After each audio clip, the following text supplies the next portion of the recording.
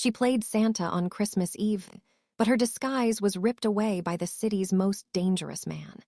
Now, trapped in a world of betrayal and blood, a single choice will decide if she gains her freedom or sparks a devastating war. If you're new here, subscribe and comment your location. Now let's begin. The snow fell soft and quiet on the city. It was Christmas Eve, and the bus station was almost empty. Most people were already home with their families, but not Alina. She stood in the shadows near the last bus to anywhere, her heart beating like a drum in her chest. She wore a thick red Santa suit. It was too big for her. A big black belt was around her waist. A fluffy white beard was stuck to her face with spirit gum. It itched. A matching white wig and a red hat hid her dark hair. She looked like a short, skinny Santa. It was the perfect disguise. Her own family would look right at her and see nothing. She checked the big clock on the wall. 10 minutes. In 10 minutes, the bus would leave. She would be on it. She would be free. Alina was a Mafia princess. Her last name was Morty. It was a name that meant fear and respect in the city. Her father, Vittorio Morty, was the boss, or he had been. He died a month ago. Now her older brother, Daniel, was the boss, and Daniel was following their father's last wish. Alina was to marry Polly, the hammer Mancini, next week. Polly was old, cruel, and his alliance would make the Morty family stronger. Alina was a prize to be traded. She couldn't do it, so she planned her escape. She stole a Santa suit from the charity drive her family ran. She took cash from a safe no one knew she knew about. She had a new ID in the name of Lucy Smith. It was in the pocket of the Santa pants right now. All she had to do was get on the bus. She looked around the station. An old man slept on a bench. A mother tried to quiet her crying baby. A station worker mopped the floor. It was safe. Then, the main doors burst open. Cold air rushed in. So did 4 big men in long, dark coats. They moved like shadows, their eyes scanning the room. Alina's blood turned to ice. She knew them. They were her brother's men. David, his right-hand man, was in front. Her plan was broken. They had found her. How? She turned away quickly, pretending to look at the bus schedule on the wall. She pulled the Santa hat lower. Maybe they wouldn't recognize her. Maybe they were here for something else. She heard their footsteps on the tile floor. They were spreading out. They were looking for someone. "Check the bathrooms," David's voice said, low and hard. Alina started to walk slowly toward the door to the bus platform. It was only 20 feet away. She could make it. She just had to walk, not run. Santa would not run. "You, Santa." The voice froze her. It was David. He was talking to her. She stopped. She didn't turn around. She made her voice old and shaky. "Yes, sir, just heading to spread some cheer." "Turn around." She slowly turned. David stood there, his face like stone. The other 3 men were close behind him. David looked her up and down. His eyes were sharp. They looked at the suit, the beard, the boots that were too clean for a real street Santa. "Bit late for Santa, isn't it?" David asked. "The night is young, my boy," Alina said, forcing a jolly tone. "Lots of deliveries to make." David took a step closer. "Take off the hat." Her breath caught. It's part of the uniform, son." David didn't smile. He nodded to one of his men. The man, a giant named James, stepped forward. He reached for the hat. Alina panicked. She swatted his hand away. "Hands off, that's not very festive." The movement was too fast, too young. David's eyes narrowed. He saw her hands. They were a young woman's hands with pale pink nail polish she'd forgotten to remove. And then a new voice cut through the cold air of the station. It was a voice she knew better than any other. It was calm, quiet, and it made everyone freeze. "That's enough, David." Daniel Morty walked into the bus station. He wore a long, black wool coat, open over a dark suit. His face was handsome but tired. His eyes, the same dark brown as Alina, swept the room and landed on the struggling Santa. He didn't look angry. He looked bored, and that was worse. He walked toward her, his leather shoes clicking on the floor. The snow melted on his shoulders. He stopped just 2 feet away. He looked at her, really looked at her. Alina held her breath. She looked at the floor. "Don't see me, Danny. Please don't see me." Daniel studied the fake beard. He looked at the spirit gum shining at the edges. He looked into her eyes, just the parts he could see, and he saw the fear there. He let out a small, tired sigh. It was a sigh of disappointment, of hurt. "You have got to be kidding me, Alina," he whispered, so only she could hear. Then his hand moved. It was fast. He grabbed the fluffy white beard and yanked it down hard. The ripping sound was loud in the quiet station. The spirit gum tore at her skin. The fake beard came off in his hand. Alina gasped. The cold air hit her bare chin and lips. She looked up, her eyes wide with terror. Daniel stared at his sister's face. His little sister, his Soralina. The disbelief on his face turned to pure, hot fury. His jaw tightened. The calm was gone. He held up the beard, then dropped it to the floor like it was garbage. "You're not leaving," he said, his voice low and dangerous. It wasn't a shout, it was a promise. "Not like this." He grabbed her arm. His grip was like iron. "This one's coming with me. She's drunk and causing trouble, a public nuisance." He was saying it for the station worker and the old man, who were now watching. He was making a scene so no one would call the real police. "Let me go," Alina yelled, trying to pull away. She kicked at him. "Help, he's not a cop." Daniel just tightened his grip. He nodded to David. David and James moved in. They each took one of her arms, lifting her off the ground. She was hidden between their big bodies. To anyone else, it looked like cops taking away a disorderly Santa. Daniel walked ahead. He didn't look back. They carried her out of the station into the cold night. A long, black car was waiting, its engine running. They shoved her into the back seat. Daniel got in right after her. David got in the front passenger seat. James drove. The car pulled away from the bus station. Alina watched through the tinted window as the bus, her bus to freedom, slowly pulled out and drove away in the other direction. Her heart broke into 1,000 pieces. She turned to her brother. He was staring straight ahead, his face a mask of stone. "How could you, Danny?" she cried, tears finally falling. "How could you do this to me? You know what Polly is, you know." Daniel didn't look at her. "Be quiet, Alina." "No, I won't be quiet. I'd rather die than marry him. Father is dead. His stupid promise died with him." Now Daniel turned. His eyes were blazing. "I am your father now, and you will do as you are told. This isn't a game. This is our life. My word is law." "Your law is a prison," she screamed back. He raised his hand as if to slap her. Alina flinched, pulling back into the seat. Daniel stopped. He looked at his own hand, then at her frightened face. He slowly lowered his hand. He looked out the window again, his jaw working. He looked sick. The rest of the ride was silent. The car didn't go to the big, flashy family mansion. It went to a safe house, a plain-looking apartment building in a quiet part of the city. They took her up in a private elevator to the top floor. The apartment was nice, but it had no soul. It was all gray and white, a place for business, not for living. David and James brought her inside. Daniel pointed to a door. "Put her in the bedroom, then wait outside." They took her into a bedroom. It had a bed, a chair, and a window with bars on the outside. They let her go and left, closing the door behind them. She heard the click of a lock. Alina ran to the door and tried the handle. Locked. She was a prisoner. She tore off the rest of the Santa suit, ripping the red jacket in her anger. Underneath, she wore simple jeans and a sweater. She threw the suit on the floor and sat on the bed, hugging her knees.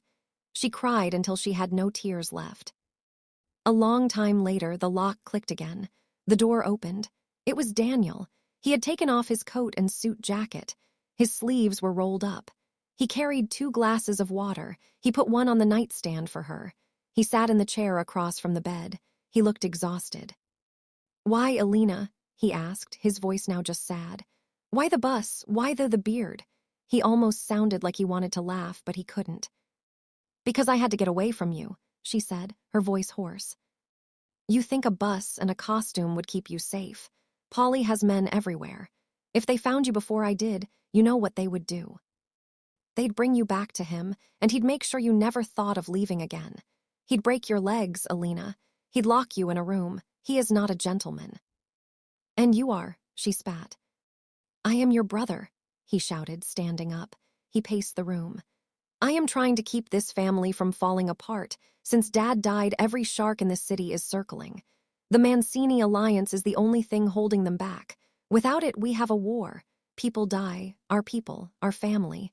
Do you understand that? It's not just about you. It is always about me, when I'm the one being sold. Daniel stopped packing. He ran a hand over his face. It's not a sale, it's a marriage. It's how things are done. It's how Dad did things, Alina said quietly. I thought you were different, Danny. I thought you hated it as much as I did. Remember, you used to tell me stories about running away, about going to the ocean and living on a boat, just the two of us. Daniel's shoulders slumped. He looked at her, and for a moment he was just her big brother again. The one who protected her from their father's temper. The one who taught her to ride a bike. That was a fantasy, Alina. This, he gestured around the locked room, this is the reality. I am the boss now. There is no running away from me. Then let me run, she begged. Just look the other way, tell them I got away, that I was too clever for you. He shook his head. I can't. If I lose you, I lose the alliance. If I lose the alliance, there is war. My first act as boss cannot be weakness. They would eat me alive. David, James, even they would question me. Alina saw the trap he was in. It was the same trap, just made of gold and power instead of a wedding dress. She felt a little of her anger fade, replaced by a cold hopelessness. So what now? You keep me locked up here until the wedding day, then hand me over. Daniel didn't answer. He walked to the window, looking out at the city lights. I don't know, he whispered, almost to himself. Suddenly, there was a sharp knock on the apartment's main door. They both froze. Daniel's tired face instantly went hard and alert. He was the boss again. He looked at Alina. Not a sound. He walked out of the bedroom, closing the door behind him. Alina crept to the door and pressed her ear against it. She heard the main door open. A new voice boomed. It was a voice that made her skin crawl. Polly Mancini. Danny boy, Merry Christmas. I was in the neighborhood. Heard you had a little family trouble tonight. Daniel's voice was smooth as glass. Polly, it's late. What trouble are you talking about? The word is, Polly said, his voice moving into the living room, your little bird tried to fly the coop. Dressed as Santa of all the stupid things. You got her back, though, that's good. A strong hand. Your father would be proud. Alina's heart hammered against her ribs. He knew. Of course he knew. Daniel's men were loyal, but in a world like theirs, secrets were currency. Someone had sold the information already. The situation is under control, Daniel said, his tone leaving no room for discussion. I'd like to see her, Polly said. It wasn't a request. She's upset. It's not a good time. Danny, Polly said, and the fake cheer was gone. The wedding is in 6 days. She is to be my wife. If she's upset, I should comfort her. If she's rebellious, I should correct her. Let me see my property. Alina felt a chill that had nothing to do with the cold window. Property. There was a long pause. Alina imagined her brother's face, the struggle between his new authority and the raw power of the man in front of him. David, Daniel called, his voice tight. Bring Alina out. Alina backed away from the door as she heard footsteps. The lock turned. David stood there, his face unreadable. He motioned for her to come out. She wanted to refuse, to scream, but she knew it would make things worse for Daniel. She walked out, her chin held high.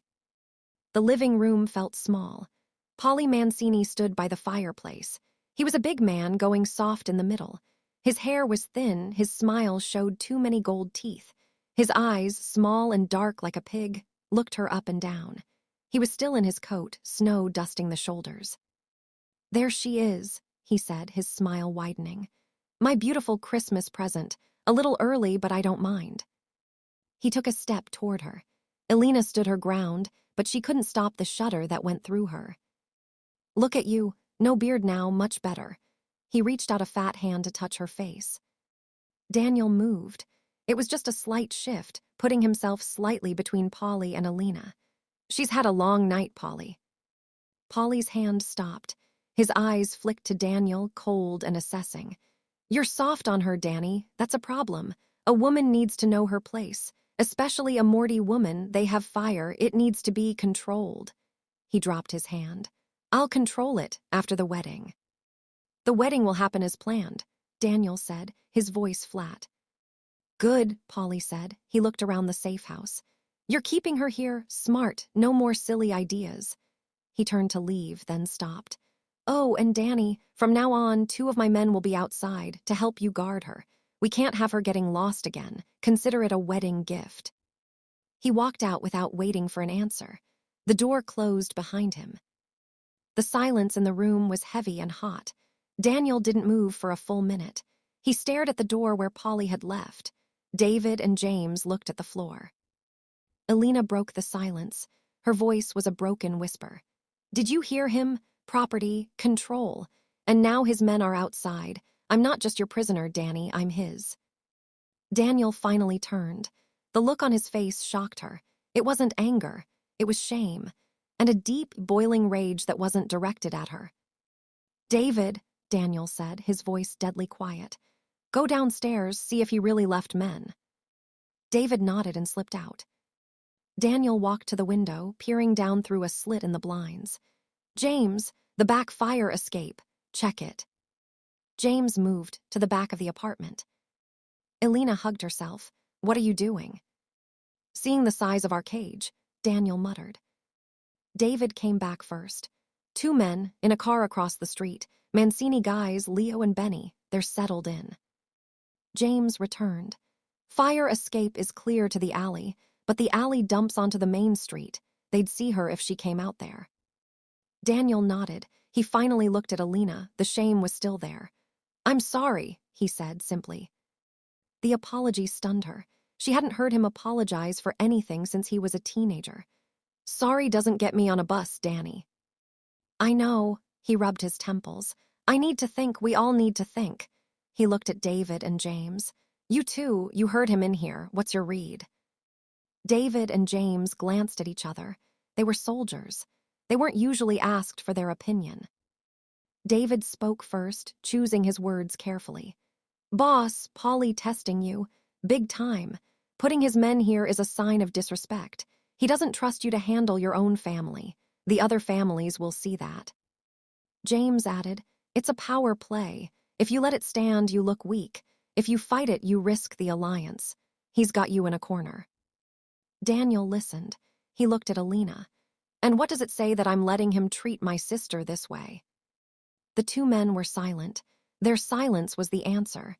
It said he was weak. It said he would trade his own blood for power. Daniel's face hardened into a decision. David, I need you to do something, and you cannot tell a soul, not your wife, not your mother, no one. Anything, boss. Get me a burn phone, untraceable, and the number for Antonio Rossi. The air in the room got even tighter. Antonio Rossi was the head of a smaller but fierce family from the north side. They were neutral, but they had no love for Polly Mancini. Contacting him was dangerous. Daniel, no, Elena breathed. That's talking war. It's getting options, Daniel corrected her, but his eyes were fierce. Polly just declared a different kind of war. One on my family, on my house. I don't care if he's my ally. No one puts guards on my sister and calls it a gift. For the first time that night, Elena felt a flicker of hope. It was a dangerous, terrifying hope, but it was real. David left quietly on his errand. James took up a post by the front door, listening. Daniel motioned for Elena to sit on the sofa. He sat across from her. We have until the wedding, 6 days. But really, we have until Polly gets impatient or until the other bosses smell blood in the water. Maybe 2, 3 days. What's your plan? Elena asked. I don't have one yet, he admitted. But the old plan, you marrying him, is off the table. Why? She asked, searching his face. Because you finally see he's a monster, or because he disrespected you? Daniel met her gaze. Does it matter? It does to me. He leaned forward, his elbows on his knees. Both, but mostly, Elena, it's because when he reached for you, I saw myself handing you over to him, and it made me sick. Dad did what he had to do for the family, but he never had to look his daughter in the eye while he did it. I can't. Tears welled up in Alina's eyes again, but these were different. So what do we do? We get you out, for real, not a bus to nowhere. A real plan, new identity, new life, enough money to never look back. And the family, the war. Daniel's jaw tightened. I'll handle the family. The war might happen anyway, with or without you. Paulie is greedy. This alliance was just his first bite. He wants all of Dad's territory. You were just the key. The reality of it crashed down on her. Her escape wasn't just about her freedom. It was the spark that could blow up everything. I can't let you do that, she said. I can't let you start a war for me. You're not letting me do anything, Daniel said, a ghost of his old, bossy brother's smile touching his lips. I'm the boss, I make the calls, and I call this. A few hours later, David returned. He handed Daniel a cheap, simple phone. It's ready. Rossi's number is already in it. He's expecting a call tonight. Word travels fast. Daniel took the phone. He looked at it like it was a live snake. He stood up and walked into the bedroom, closing the door. Alina, David, and James waited in the living room. No one spoke. The only sound was the hum of the heater. 15 minutes later, Daniel came out. His face was pale, but his eyes were clear. It's done. A meeting, tomorrow night. Neutral ground, he's interested. What did you offer him? David asked. A share of the downtown ports, Daniel said quietly. If he helps us. David whistled low. That's our most profitable business. It's the price of a new alliance, Daniel said. One based on respect, not a wedding, and the price of getting Alina to safety. Rossi has connections. He can make her disappear for real. He looked at Alina. You'll have to go with his people, you'll have to trust them, and you can never, ever contact me again, or anyone from your old life. It will be like you died. The finality of it hit her, losing her home, her name, her brother. Forever. But the alternative was Paulie. She nodded, a sharp, painful movement. Okay. Tomorrow night, during the meeting, Rossi's men will create a distraction. A fire alarm, something. You, David, and James will get her down the back fire escape. A car will be waiting in the alley. It will take you to Rossi. Then he takes over. What about Paulie's men watching the front? James asked. They'll see me and a few others leave for the meeting. They'll think Alina is still here, locked up. They'll follow me or stay and watch the front. They won't be thinking about the back alley until it's too late. The plan was thin. So many things could go wrong, but it was a plan. The next day was the longest of Alina's life. She was trapped in the safe house. Daniel was on the phone in the other room, talking in low tones, making arrangements. David and James checked their guns, their faces serious. Polly called twice. Daniel talked to him, his voice easy and calm. She's fine, Polly, cooling her heels. She'll be ready for the wedding, don't worry. As evening fell, they got ready. Daniel dressed in an impeccable dark suit. He looked every inch the young boss. Alina changed into dark, practical clothes, black jeans, a black sweater, running shoes. Daniel came to her before he left. He put his hands on her shoulders. Listen to David. Do exactly as he says. No arguments. I will. He pulled her into a rough, tight hug. I am sorry, Sorelina, for all of it. I know, she whispered into his shoulder. He let her go, his eyes bright. He didn't say goodbye. He just turned and walked out the front door with two other men. A few minutes later, from the window, Alina saw Polly's car start up and follow Daniel's car down the street. Now, David said, we wait for the signal. 30 agonizing minutes later, a building alarm went off somewhere down the block. Not their building, but close. They heard shouts from the street. That's it, James said, peeking out the front blinds. The Mancini guys in the car are looking the other way. Go. David unlocked the back window that led to the fire escape. Cold air rushed in. Alina, now, quiet and fast. She climbed out onto the rusty metal platform. David and James followed. They started down the steps, trying to be quiet, but every footstep seemed to echo in the narrow alley.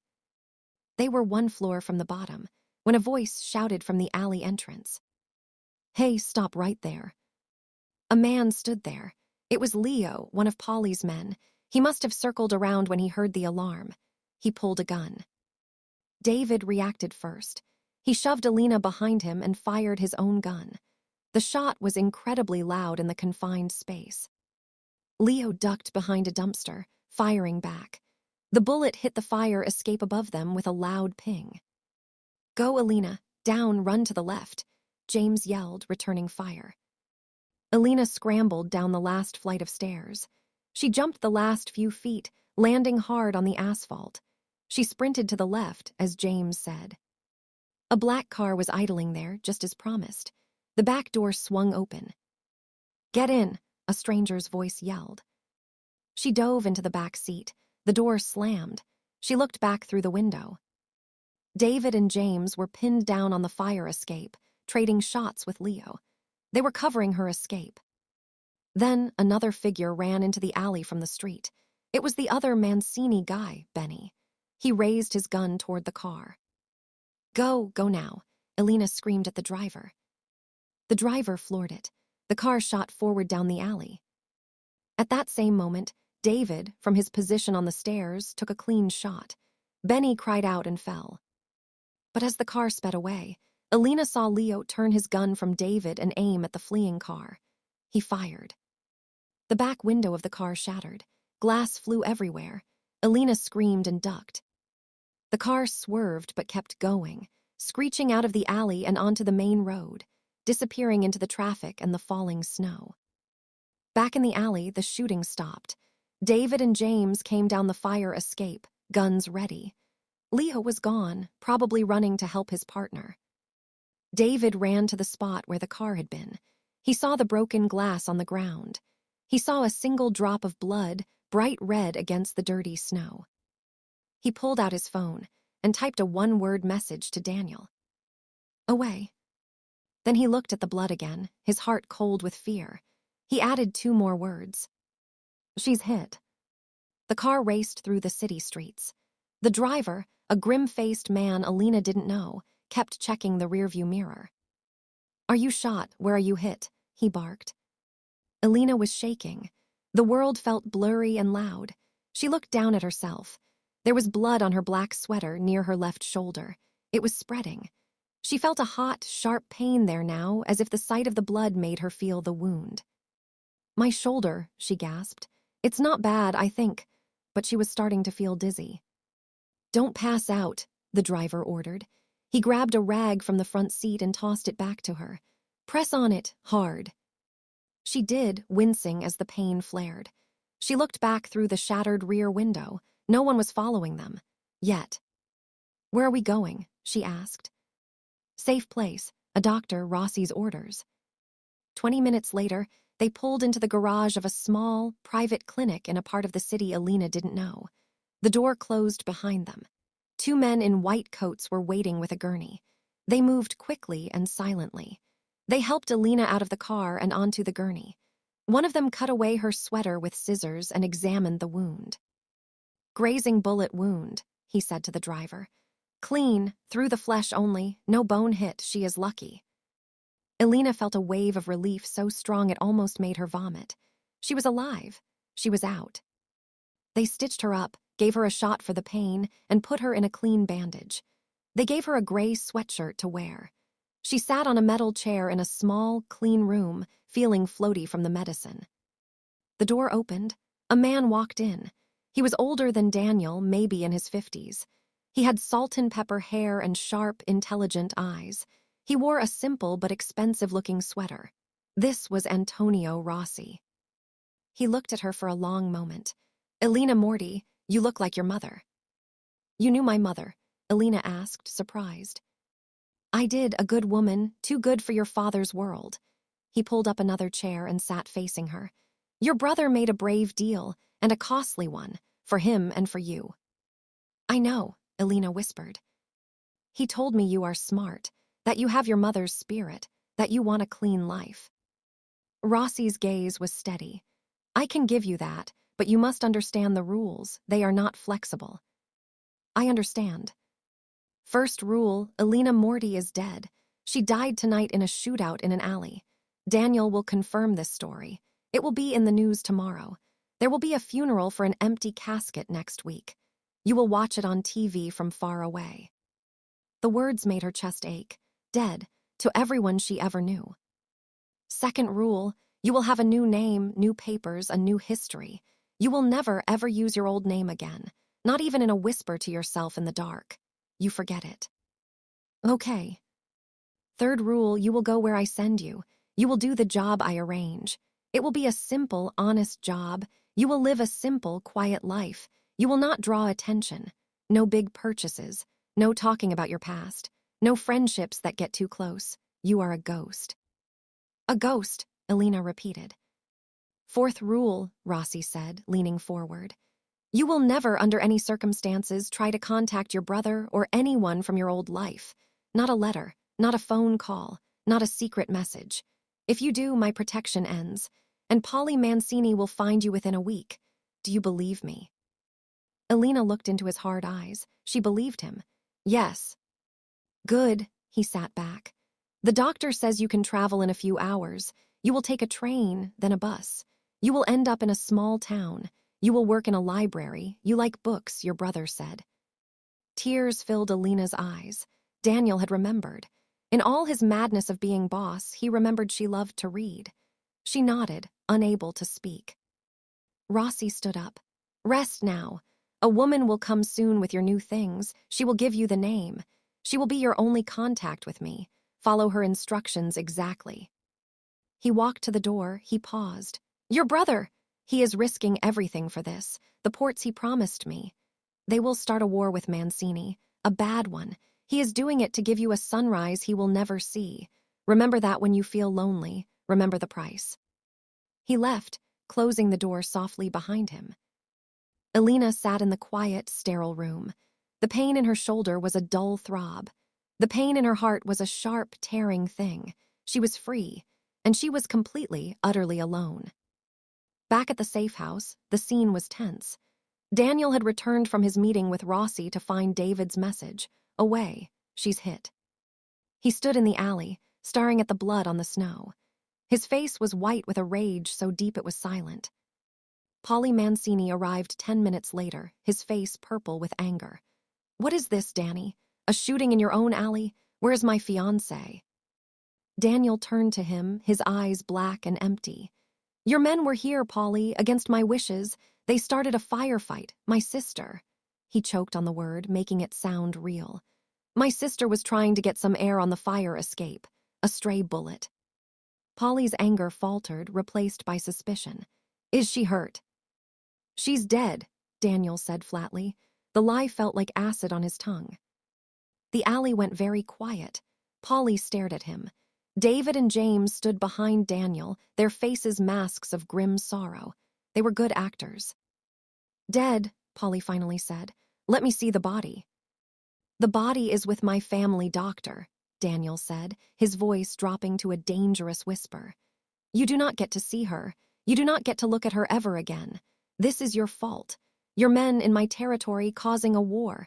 You think this is how an alliance works? For the first time, Polly looked uncertain. He had expected defiance, maybe a broken escape, not a dead bride. A dead Morty was a serious problem. This is a tragedy, Polly said, changing his tone. My boys, they were overzealous. They were just protecting your property. She was not property, Daniel roared, finally letting his fury explode. He took a step toward Polly, and Polly's hand went to his own gun. Daniel didn't even flinch. She was my sister, and your alliance just killed her. Get out of my sight. The wedding is off. The deal is off. Get your men out of my neighborhood. Now. Polly's beady eyes darted between Daniel's furious face and the drawn guns of his men. He was outnumbered here. He held up his hands in a false gesture of peace. Danny, grief makes us say things. We will talk tomorrow, when you are calm. We have nothing to talk about, Daniel said, turning his back on Polly, the ultimate insult. Get out. Polly left, his mind clearly already working on the new situation. A dead Morty girl was a complication, but maybe a useful one. He could spin it. Once he was gone, Daniel's shoulders slumped. He looked at David. "Did she get away clean, the blood?" "It was her blood, boss," David said quietly. "A graze, the driver reported to Rossi. She's getting patched up. She's alive." Daniel closed his eyes, a single tear tracing through the grime on his cheek. "Good. Now we sell the lie, call the coroner we own, get a story to the press. Mafia princess killed in botched kidnapping attempt. Blame it on a rival family, make it believable." "And Polly?" James asked. "Polly will test the story. He'll have people asking questions at hospitals, clinics. Rossi will handle that. Our job is to make the war that's coming look like it's about revenge for my sister, not about me breaking the alliance. Let Polly think I'm a grieving, angry brother. It will make him careless." The next 2 days were a whirlwind of lies. The news hit the papers. Elena Morty, daughter of crime lord, gunned down. There were blurry photos of the alley, fake witness statements. Daniel played his part perfectly in public, a devastated, ice-cold brother demanding answers. He organized a huge, lavish funeral for an empty casket. He stood in the rain in a black suit, his face a perfect mask of sorrow and rage. All the families were there. Polly came, offering fake condolences. Daniel didn't speak to him. At the same time, in the shadows, the real war preparations began. Daniel met again with Rossi. Maps were spread out. Territories were discussed. The downtown ports were officially signed over. Rossi's men started moving into position. Polly, thinking Daniel was distracted by grief, moved to grab a few of Daniel's smaller businesses. It was the first move of the war. Daniel let him take them. It made Polly look like the aggressor, kicking a man while he was down. It turned other neutral families against Polly. On a train heading west, a young woman with a bandaged shoulder under her sweatshirt stared out the window. Her hair was now dyed a mousy brown. In her purse was a driver's license that said her name was Clara Evans. She had a social security card, a birth certificate, and a small envelope of cash. She passed a newspaper stand and saw the front page of a New York paper. "Funeral today, 4 slain Mafia heiress." She saw a picture of Daniel head bowed. Her own face, a photo from a society event, smiled sadly from the page. Clara Elena turned her face away and kept walking. She didn't buy the paper. She didn't cry. She just got on her next bus as instructed. The bus brought her to a sleepy little town called Pinebrook. It had one main street, a diner, a grocery store, and a small public library. A kindly older woman named Martha, who was Rossi's distant cousin, met her at the bus stop. Martha ran the library. "You must be Clara," Martha said with a warm smile. She didn't ask questions. "I have the apartment above the library ready for you. It's small, but it's clean. You can start work tomorrow, shelving books, if your shoulder is up to it." "It is," Clara said. Her voice sounded strange to her own ears. Quiet, flat. The apartment was indeed small. A living room with a couch, a tiny kitchen, a bedroom just big enough for a bed and a dresser. It was perfect. It was hers. For the first time in her life, no one owned her. That night, she lay in the unfamiliar bed in the silent town and stared at the ceiling. The weight of everything crashed down. The fear in the alley, the sound of the gunshot, the look in Daniel's eyes when he said goodbye, the finality of Rossi's rules. She was free, but the cost was a hole in her heart the shape of her family, her home, her brother. She pressed her face into the pillow and cried, silently, until she had no more tears. Back in the city, the war began in earnest. Polly Mancini, tired of Daniel's mourning, made a big move. He tried to take over a Morty-controlled warehouse. Daniel and Rossi were ready. It was an ambush. Polly lost 5 good men. The message was sent. Daniel Morty was not broken. He was furious. The city divided. Some families sided with Daniel, seeing Polly as the instigator. Others sided with Polly, hungry for Morty territory. The streets became dangerous. Businesses closed early. Gunshots at night became common. Daniel was in his office, a fortress now. Going over plans with David, he looked years older. "Any word?" Daniel asked quietly, not looking up from the map. David knew what he meant. No, boss, and there won't be. Rossi's word is good. She's safe. She's gone. Daniel nodded, his jaw tight. He had traded his sister for a war and a piece of his empire. He told himself it was worth it. He told himself she was watching a sunrise somewhere. But in the quiet moments, he wondered if she hated him, if she thought he was just like their father in the end. The thought was worse than any bullet. One night, 3 weeks after the funeral, Daniel was attacked. A car pulled up beside his as he drove home from a meeting. Gunmen opened fire. James, who was driving, was hit in the arm. Daniel was grazed on the side of his head. They crashed the car into a storefront and fought their way out, back to back. They survived. Sitting in a new safe house, a bandage on his temple, Daniel knew it was only going to get worse. Polly was getting desperate, and a desperate animal was the most dangerous kind. He made a decision. He couldn't just fight a defensive war. He had to end it. He had to end Polly. He called Rossi. I'm going after the head of the snake, tomorrow night.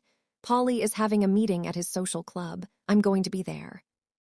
Rossi was silent for a moment. That is a suicide mission, Daniel. His club is a fortress. I have a way in, Daniel said, and I'm not going to survive it. There was another long pause. What are you saying? I'm saying after tomorrow the war ends, one way or another. Your debt to me will be paid. You protect what's mine and what's left of hers. Forever. Daniel. Just promise me, Rossi. I promise, Rossi said, his voice heavy. Daniel hung up. He looked at David and James, who had heard everything. You don't have to come. David just started checking his guns. James retied the bandage on his arm tighter. Their answer was clear. Daniel smiled, a sad, tired smile. Okay then, let's plan a last visit to the social club. Daniel's plan was as brutal as it was simple. He used the one thing Polly wanted most, a final surrender. He sent a message saying the war had broken him. He would hand over the remaining downtown ports in person at Polly's club for safe passage out of the city. It was a lie Polly's greed made him believe. The next night, Daniel, David, and James walked into the lion's den. They were searched thoroughly. Guns were taken, but they hadn't come with guns. Daniel had come with a vest of explosives hidden beneath his suit. In the middle of the crowded club, with Polly smirking across the table, Daniel stood up. He looked Polly dead in the eye and said, You never should have touched my sister. Then he pulled the cord. The explosion tore through the club. The news called it a massacre, a tragic end to a bloody feud. With both Daniel Morty and Polly Mancini dead, the war sputtered and died. Antonio Rossi, having gained the valuable ports, stepped in as a peacemaker. A new, uneasy calm settled over the city. In Pinebrook, a woman named Clara Evans shelved books in the quiet library. She saw the story on a national news site weeks later. Mafia bosses die in apparent murder-suicide. She read Daniel's name. She read that he was gone. She didn't scream, she didn't cry. She finished her shift. That night, she walked to the edge of the small town and looked east, toward a home that didn't exist anymore. The sunrise her brother bought for her was coming, painting the sky in colors of gold and fire. She was free, he was at peace, the debt was paid. She turned and walked back to her quiet, simple life, carrying the weight of his sacrifice and her freedom forever. Thank you for following Alina and Daniel's story. What would you have done in her place? Let us know where you're watching from and drop a comment below. Don't forget to subscribe for more gripping tailies where love and loyalty collide with danger.